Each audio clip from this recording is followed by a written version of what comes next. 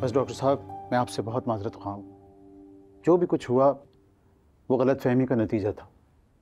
मेरी तो आपसे यही दरख्वास्त है कि प्लीज़ आप दरगुजर करें और आप हमें इजाज़त दें कि अगले हफ्ते हम मंगनी की कोई तकरीब कर लें और फिर इसी तरह रबीउल अव्वल के महीने में कोई तारीख मुकर्रर कर लेते हैं शादी के लिए। और क्या मैं जान सकता हूँ ये गलतफहमी? जो अभी आपने कहानी सुनाई थी सच है? नहीं। क्या क्या था? कामयाब ने कहा था कि उसे फलक में इंटरेस्ट है।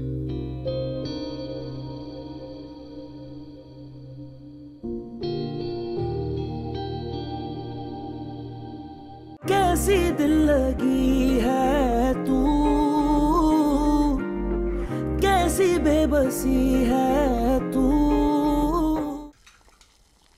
प्लेटें साफ कर दो जल्दी से, टेबल पे लगानी है। हाँ,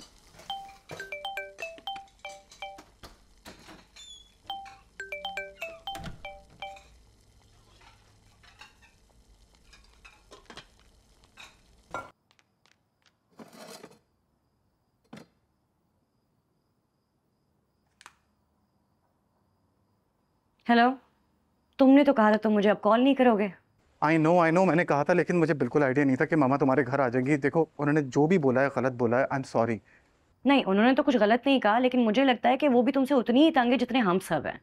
तो प्लीज तुम मुझसे दूर रहो ताकि हम सबको सुकून मिले। मैं सब कुछ बदल रहा हूँ ना आयरा। तुम यकीन करो, मैं कल से ऑफिस जाना स्टार्ट कर दूंगा। मैं सोबर हो गया हूँ और मैं तो खुद को तुम्हारे काबिल बना रहा हूँ। मेरी बात सुनो, मैं ऑलरेडी इस सबसे बहुत ज्यादा तंग आ चुकी हूँ। तुम मुझ पर एक एहसान करो, तुम मुझसे दूर रहो, देखना सब कुछ खुद ब खुद ठीक हो जाएगा। देखो, मुझे आइडिया नहीं था कि मामा तुम्हारे घर आ जाएंगी। ये सब कुछ फारिया ने किया है। मैं कह रहा हूँ ना, आई एम सॉरी। प्लीज बस कर दो यार। अच्छा लिसन, मेरी बात सुनो। मुझे एक मौका दो, मैं सब ठीक कर दूंगा। I promise you. बस एक लास्ट मौका दे दो प्लीज। तुम सिर्फ बातें कर सकते हो, और बातें भी वो जो तुम्हारे मतलब की हो। तुम्हें कोई फर्क नहीं पड़ता कि दूसरे बंदे की फीलिंग्स क्या, तुम्हें कोई एहसास नहीं है। जो मर्जी है करो यार।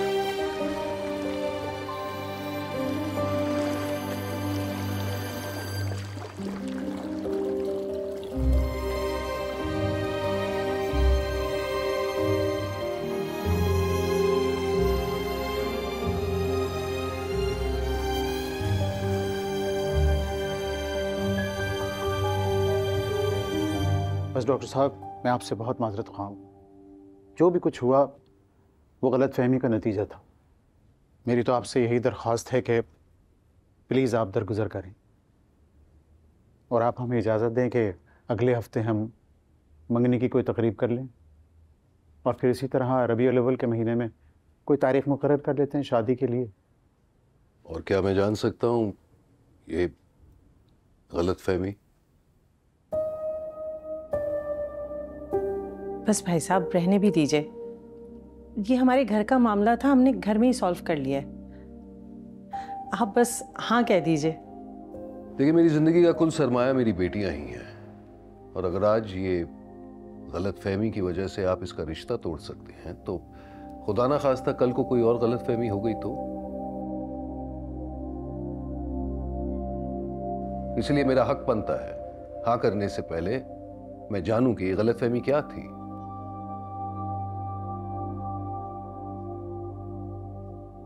अंकल, सच ये है कि मेरी जिंदगी में एक और लड़की थी जो मुझे थोड़ा अर्सा पहले धोखा देकर चली गई। मैं उसी सदमे को ओवरकम करने के फेज में था। मेरे पेरेंट्स इस बारे में कुछ नहीं जानते, लेकिन फलक को मैंने सारी सच्चाई बता दी थी। मुझे लगा शायद फलक ने फैमिली प्रेशर की वजह से हाँ की है। फिर बाद में मुझे एहसास हुआ कि मैंने कितनी बड़ी गलती की है, और इसी गलती को सुधारने के लिए मैं आज यहाँ अपने पेरेंट्स के साथ आया हूँ। आगे जो आप बेहतर समझें।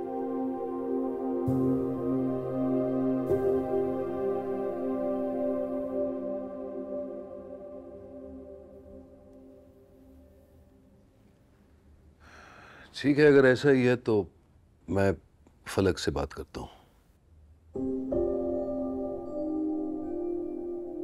Excuse me. प्लीज।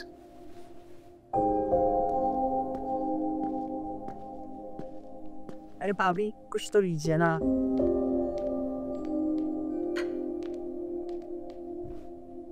भाई, जो अभी आपने कहानी सुनाई थी सच है? नहीं, क्या कहता? कामयाब ने कहा था कि उसे फलक में इंटरेस्ट है।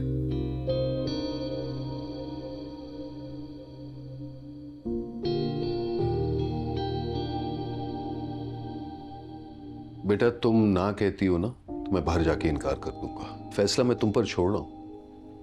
पापा, मुझे लगता है इश्तियाक एक अच्छा इंसान है। आपको क्या लगता है? हाँ, मुझे उसकी सच्चाई अच्छी लगी। देखो ना, उसने अपने माँ बाप से सच कहा, फिर हमसे सच कहा, और इसके लिए हिम्मत चाहिए होती है। कम से कम इस बात की तो तसल्ली होगी कि तुमसे झूठ नहीं बोलेगा। मगर क्या? धोखा खा जाता है, और खुदा न खास्ता शादी के बाद अगर धोखा खा गया तो?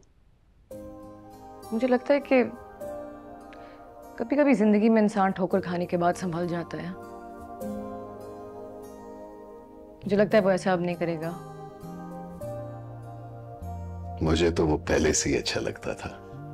मैं बस तुम्हारी मर्जी जानना चाह रहा था।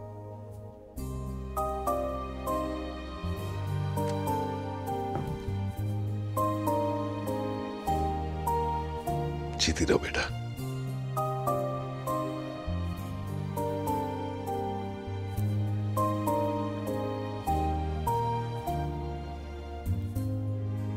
बाय।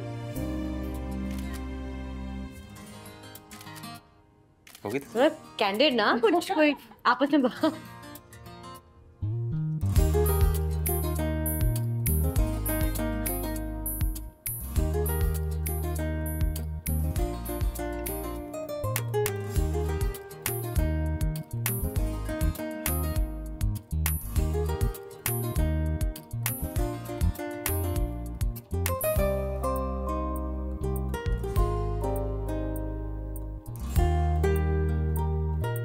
कैसी दिल लगी है तू,